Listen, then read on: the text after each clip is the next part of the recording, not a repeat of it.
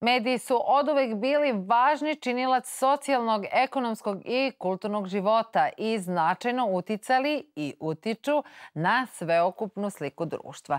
Mi ćemo se zaista zalagati za ovu temu, a naš drugi korak je veća zastupljenost dijaspore u medijima u zemljama našeg porekla i matičnoj državi. Konferencija novinara i medija dijaspore i Srba regiona biće održana 24. i 25. oktobra u Beogradu. Svojim prisustvom i učešćem u tematskim panelima i diskusijama možete doprineti učvršćavanju veza i unapređenju komunikacije između Matice i rasejanja.